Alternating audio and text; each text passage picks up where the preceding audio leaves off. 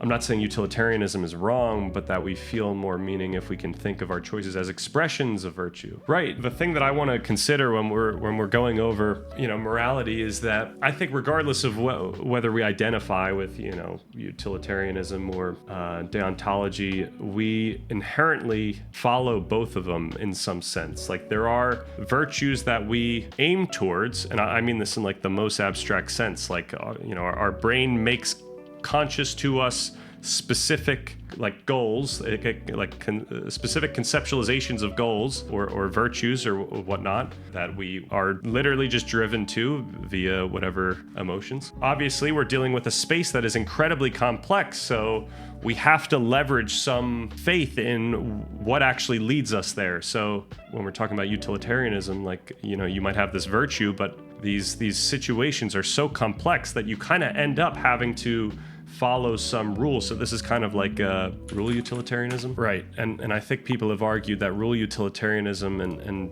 deontology is, the line between those is very difficult to follow. So for example, why should we oppose misinformation about, say, vaccines and climate change? So, a good example might be perhaps during the whole COVID thing, there were certain points where there was a discussion of whether or not there was game theory on whether or not there should be any deception towards the public in the pursuit of a positive outcome, or if the very act of being deceptive was too morally corrupt. And what we're doing is we're trying to maximize some sort of utility over time, but that's a very complex equation. Like we're concerned about public trust over time. We're concerned about whether that will affect mortality over time. But on the other hand, there's this immediate issue where that deception might lead to fewer deaths in this short term.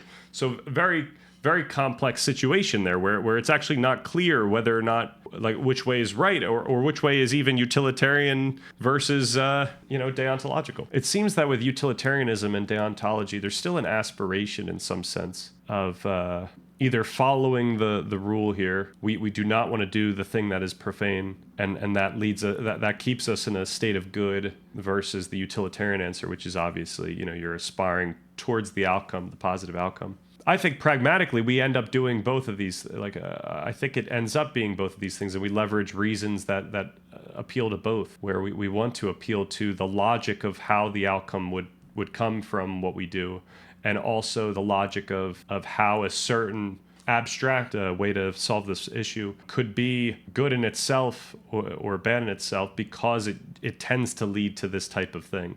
So if I were hearing someone say that spreading misinformation about hard-won scientific knowledge is profane, without the explanation of why it would be profane, I would, I would ask for that further thing. I think it necessitates why would it be profane? And obviously there's a long, complicated discussion to be had there. The type of discussion I really want to have at some point on this channel, where it's why do we leverage science here? Why ought we leverage the empirical method of science for the sake of our moral virtues? I agree we use both, but the feeling of meaning is stronger from the virtue perspective. When there's a clear rule to follow, then you can understand yourself as having followed the rule right now. But if there's still an outstanding potential for the outcome, then you don't get that payoff. So by following clear rules, then you can experience a life full of meaning without having to worry about what the outcomes actually become, because you're following the rules that are good. And so you've outsourced the difficulty of figuring out what the actual outcome is, and you've also outsourced the need to actually pay attention towards what the outcome becomes, and that could take a long time. That could take days. This is where aspirational identity comes in. I think, suppose there is a choice between blissful ignorance and conflict plus knowledge. I'm saying that I identify as someone in the latter camp. It's not an objectively right choice, in my opinion. Right? Yeah. No, I agree, and I think I'm the same, where that's my intuition. It is a commitment that is part of my identity. Yep.